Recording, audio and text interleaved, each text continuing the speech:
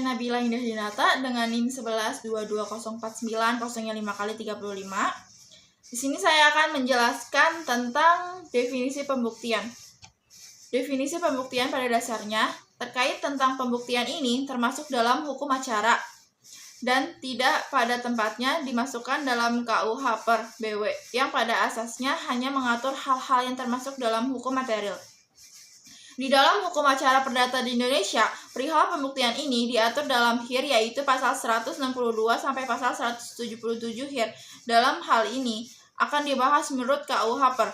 Adapun alat bukti menurut segala apa yang menurut undang-undang dapat dipakai untuk membuktikan sesuatu yang secara umum merupakan usaha yang disampaikan pada hakim berkenaan dengan suatu perkara yang bertujuan agar hakim dapat memakainya dalam menentukan suatu keputusan. Pembuktian juga dapat diartikan sebagai memperlihatkan bukti dan melakukan suatu kebenaran menurut suatu hukum. Tercantum pada pasal 1865 menjelaskan, pembuktian pada umumnya ialah setiap orang yang mengaku mempunyai suatu hak atau menunjuk suatu peristiwa untuk meneguhkan haknya itu atau untuk membantah suatu hak orang lain, wajib membuktikan adanya hak itu atau kejadian yang dikemukakan itu. Adapun menurut pasal 163 HIR berbunyi, barang siapa yang mengatakan ia mempunyai hak atau ia menyebut suatu perbuatan untuk menguatkan haknya itu atau untuk membantah hak orang lain, maka orang itu harus membuktikan adanya hak itu kejadian itu. Pembuktian merupakan tindakan yang dilakukan oleh para pihak dalam suatu sengketa. Pembuktian ini bertujuan untuk menetapkan hukum di antara kedua belah pihak yang menyangkut suatu hak sehingga diperoleh suatu kebenaran yang memiliki nilai kepastian, keadilan, dan kepastian hukum. Hukum pembuktian merupakan salah satu bidang hukum yang cukup tua umurnya. Hal ini karena manusia dan masyarakat primitif apapun dia pada hakikatnya memiliki rasa keadilan, di mana rasa keadilan tersebut akan bersentuh jika adanya putusan hakim yang menghukum orang yang tidak bersalah atau membebaskan orang yang bersalah ataupun memenangkan orang yang tidak bersalah dalam suatu persengketaan agar tidak sampai diputuskan secara keliru seperti itu dalam suatu proses peradilan diperlukan pembuktian-pembuktian. Pembuktian dalam ilmu hukum merupakan suatu proses baik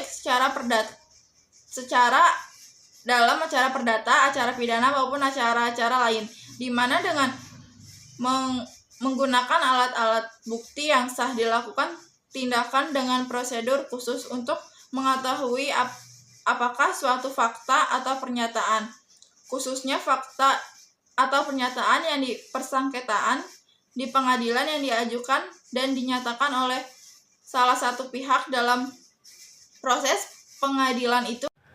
Assalamualaikum warahmatullahi wabarakatuh. Di sini saya akan melanjutkan presentasi tentang macam-macam alat bukti. Nah, macam-macam alat bukti di sini saya menjelaskan menurut Prof. Subekti dan menurut undang-undang, baik BW, HIR, dan RBG. Nah, pembagian menurut Prof. Subekti SH. Yang pertama, alat bukti secara langsung. Misalnya, alat bukti tertulis dan kesaksian. Yang kedua, alat bukti yang tidak langsung. Nah, adapun pembagian alat bukti menurut undang-undang. Ada yaitu alat bukti tertulis atau surat, kesaksian, persangkaan, pengakuan sumpah, pengakuan para ahli atau ekspertis, dan pemeriksaan setempat. Nah, alat bukti tertulis atau surat yaitu menurut undang-undang, surat-surat dapat dibagi dalam surat-surat akte dan surat-surat lain. Surat-surat akte dapat dibagi lagi atas akte resmi atau autentik dan surat-surat akte di bawah tangan, underhand. Suatu akte resmi autentik ialah suatu akte yang dibuat oleh atau di hadapan seorang pejabat umum yang menurut undang-undang ditugaskan untuk membuat surat-surat akte tersebut. Yang kedua ada kesaksian. Nah, kesaksian merupakan cara pembuktian yang terpenting dalam perkara yang sedang diperiksa di depan hakim. Suatu kesaksian harus mengenai peristiwa-peristiwa yang dilihat dengan mata sendiri atau yang dialami sendiri oleh saksi dan tidak boleh mendengar peristiwa itu dari orang lain.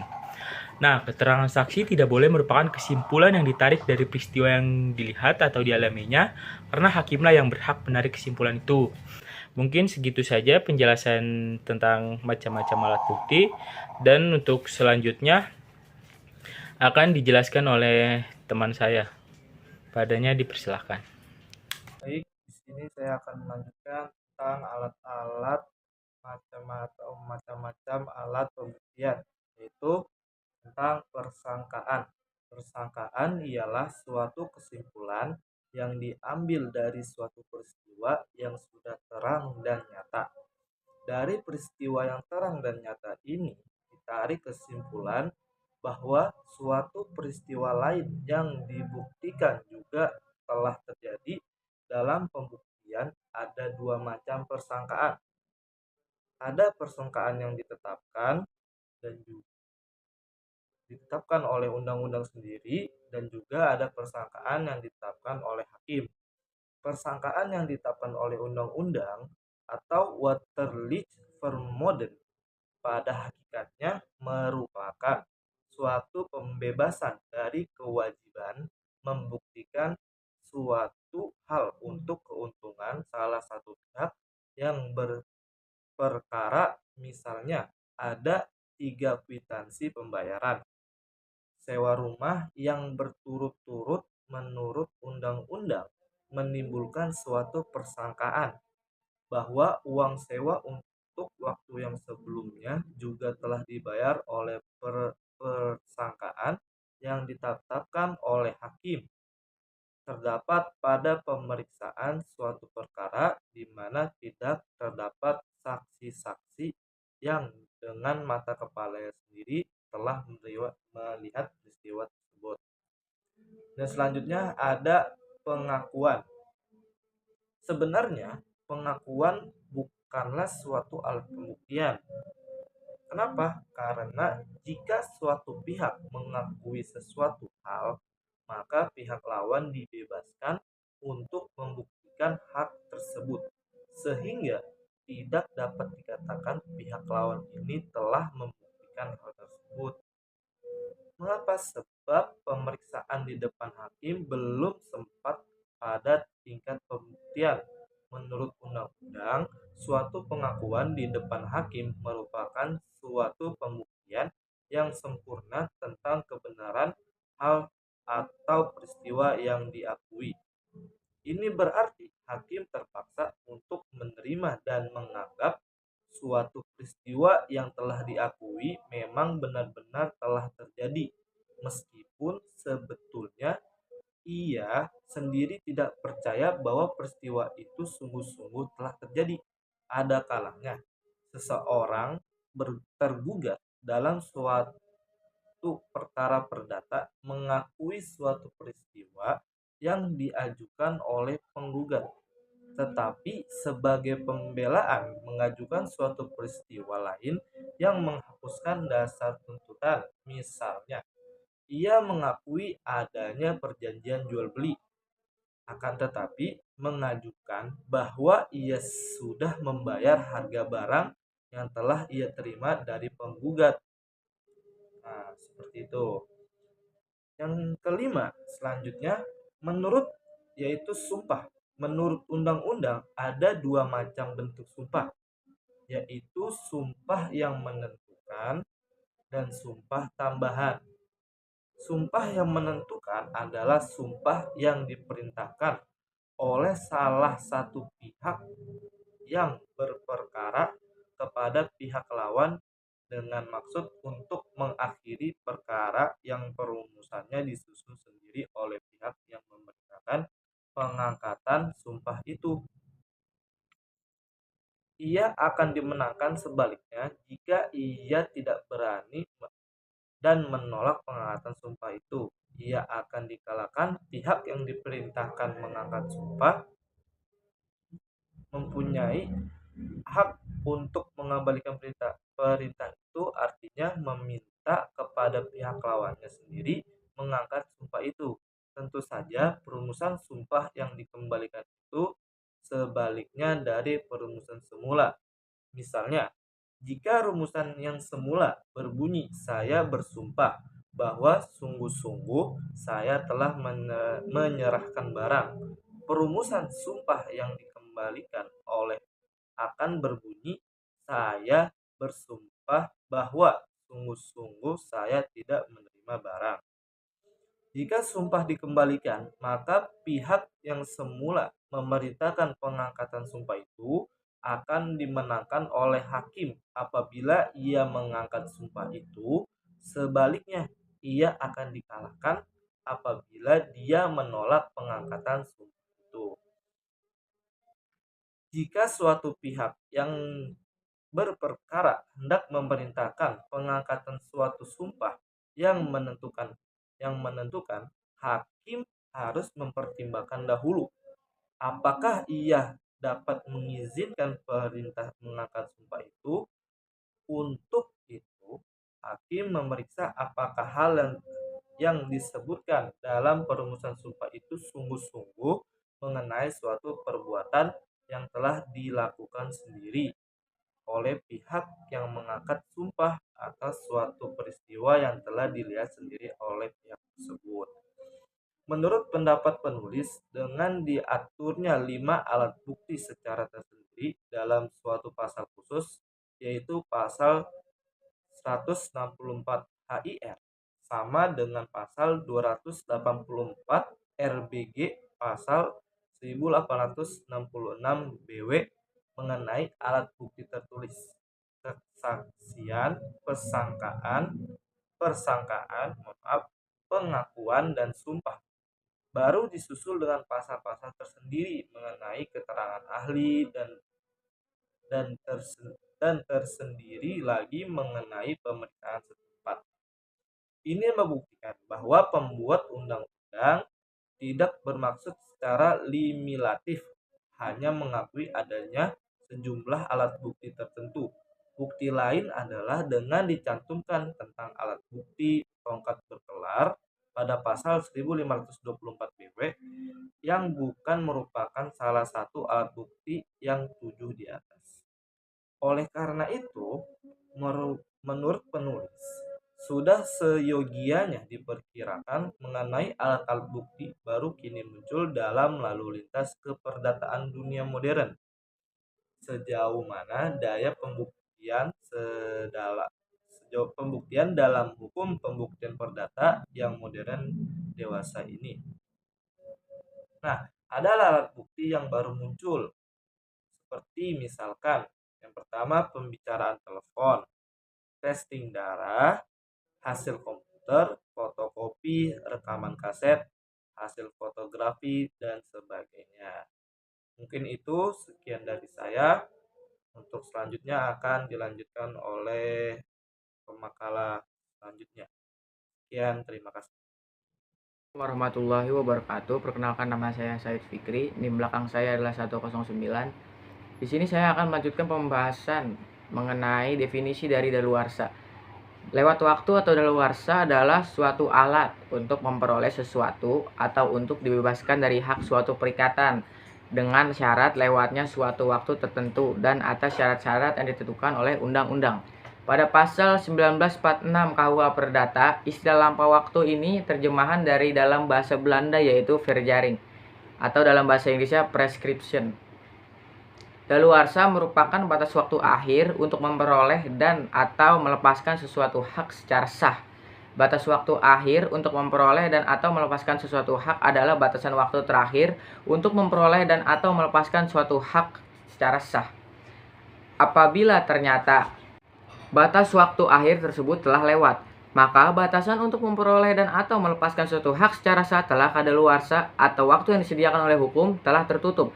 Karena pihak yang seharusnya dapat memperoleh dan atau melepaskan sesuatu hak tidak menggunakan batas waktu yang telah disediakan oleh hukum sebagaimana mestinya, sehingga hak yang ada padanya telah hilang secara sah. Jadi, dengan lewatnya waktu batas kadaluarsa yang ditentukan secara yuris, seseorang harusnya mempunyai hak untuk memperoleh sesuatu hak tidak dapat dipergunakan haknya. Begitu juga dengan seorang yang seharusnya mempunyai hak untuk melepaskan sesuatu hak tidak dapat mempergunakan haknya karena batasan waktu yang diberikan oleh hukum telah lewat, sehingga kadaluarsa telah berjalan. Baik, Assalamualaikum warahmatullahi wabarakatuh. Sebelumnya perkenalkan, nama saya Nur Hairia. NIM saya adalah 112204900000038. Saya berasal dari program studi Hukum Ekonomi Syariah. Saya di sini akan menjelaskan tentang macam-macam daluarsa. Nah, daluarsa sendiri terbagi menjadi dua macam. Artinya, yang pertama adalah daluarsa untuk memperoleh dan yang kedua adalah daluarsa untuk membebaskan. Daluarsa untuk memperoleh dinamakan dengan akuistif farjaring, sedangkan daluarsa untuk membebaskan dinamakan ekstinsif farjaring. Nah, daluarsa untuk memperoleh itu dapat diartikan dengan segala sesuatu hak milik atas suatu barang yang dinamakan dengan daluarsa akuistif. Sedangkan daluarsa untuk dibebaskan dari suatu perikatan dinamakan daluarsa ekstinsif atau ekstinsif farjaring. Nah, dengan lewat 30 tahun hapus perikatan hukum dan tinggal perikatan bebas. Artinya, suatu perikatan yang boleh dipenuhi debitur tetapi tidak dapat dituntut oleh kreditur melalui pengadilan. Nah, dalam pasal 1967 KUH PER dijelaskan bahwa segala tuntutan hukum baik yang bersifat kebendaan maupun yang bersifat perseorangan itu hapus karena daluarsa apabila lewat dari 30 tahun. Sedangkan siapa yang menunjukkan adanya daluarsa tidak usah mempertunjukkan alas hak.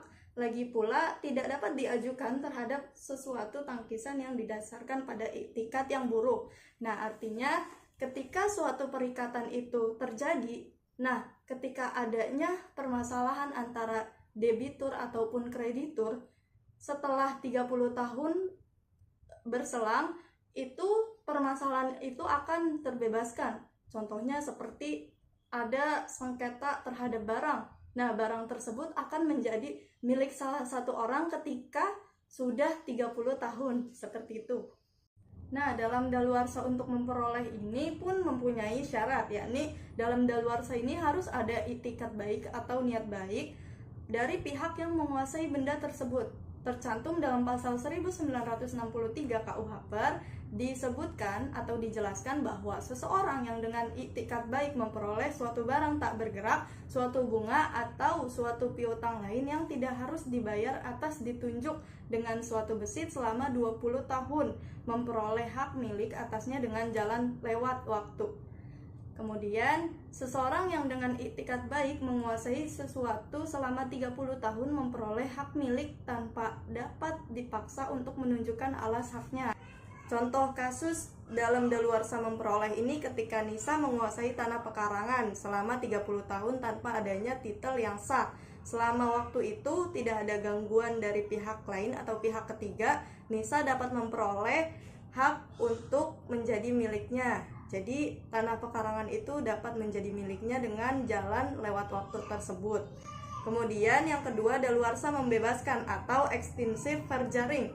Daluarsa membebaskan ini maknanya ialah seseorang dapat dibebaskan dari suatu penagihan atau tuntutan hukum oleh karena lewat waktu. Oleh undang-undang ditetapkan bahwa dengan lewatnya waktu 30 tahun, setiap orang dibebaskan dari semua penagihan atau tuntutan hukum. Tercantum dalam pasal 1948 KUH PER di mana berbunyi, pelepasan lewat waktu dapat dilakukan secara tegas atau secara diam-diam. Dapat kita simpulkan bahwa terdapat dua poin yang kita bahas, yakni dilakukan secara tegas dan secara diam-diam.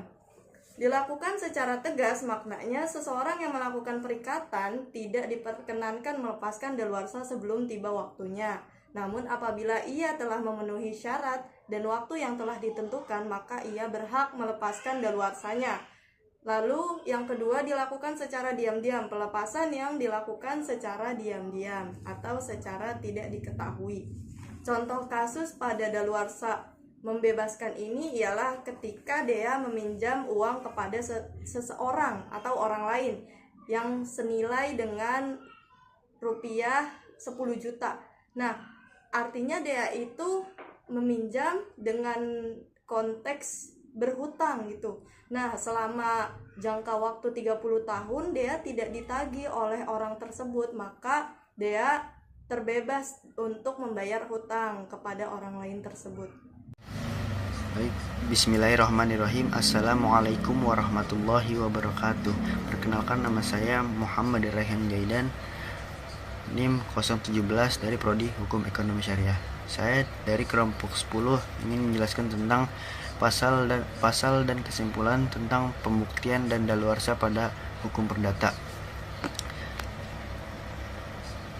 Jadi di sini pada pasal 1467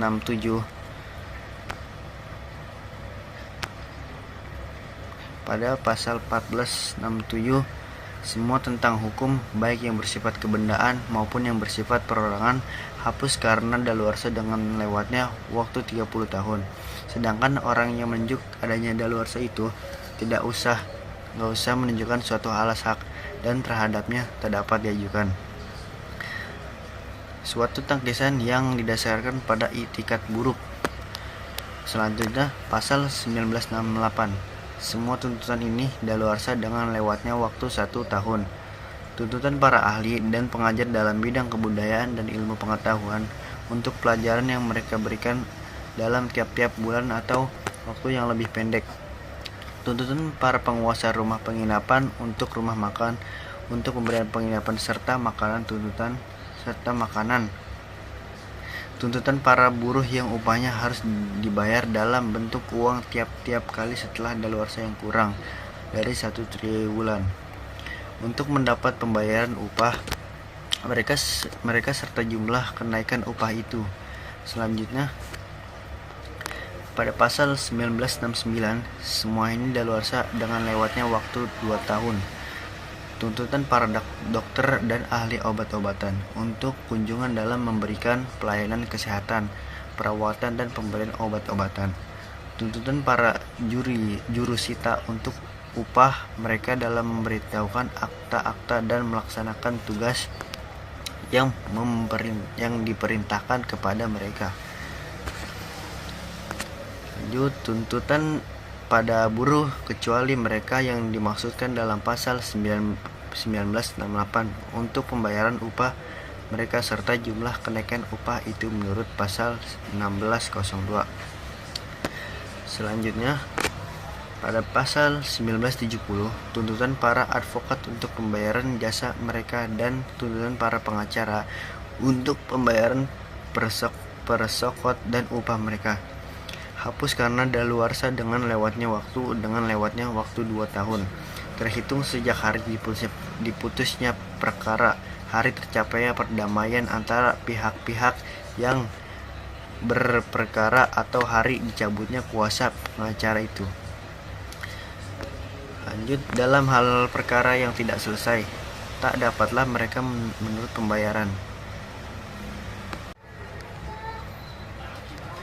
Baik, selanjutnya yaitu kesimpulan. Dari uraian di atas dapat disimpulkan di dalam hukum acara perdata di Indonesia perihal pembuktian ini diatur dalam HIR yaitu pasal 162 sampai pasal 177 HIR. Dalam hal ini akan dibahas menurut KUH Perdata. Adapun alat bukti merupakan segala apa yang menurut undang-undang dapat dipakai untuk pembuktian sesuatu, dan bahwa macam-macam alat bukti dalam hukum acara perdata itu ada tujuh yaitu bukti tertulis atau surat, kesaksian, persangkaan, pengakuan, sumpah, pengakuan para ahli atau ekspertise, dan yang terakhir pemeriksaan setempat. Hukum pembuktian merupakan salah satu bagian dari beberapa materi yang ada pada hukum acara. Dalam hal ini terdapat berbagai macam pula hukum acara yang dianut oleh negara kita. Di antaranya adalah hukum acara perdata, hukum acara pidana, dan hukum acara tata usaha negara. Dengan adanya beberapa jenis hukum acara yang berbeda-beda tersebut, tentu hukum pembuktian mempunyai spesifikasi dan karakteristik tersendiri dalam bidang hukum masing-masing. Mulai dari dasar hukum pembuktian, sistem dan teorinya, kepada siapa beban pembuktian diberikan, dan bagaimana hakim pada masing-masing bidang hukum tersebut menilai alat-alat bukti yang diajukan. Dalam pembuktian juga membahas terkait dengan daluarsa dalam KUH Perdata pasal 1946. Daluarsa yang merupakan suatu alat untuk memperoleh sesuatu atau membebaskan dari suatu perikatan dengan lewatnya suatu waktu tertentu dan atas syarat-syarat yang ditentukan dalam Undang-Undang Dasar. Mungkin cukup sekian penjelasan dari saya, kurang lebihnya mohon maaf. Billahi taufiq wal hidayah. Wassalamualaikum warahmatullahi wabarakatuh.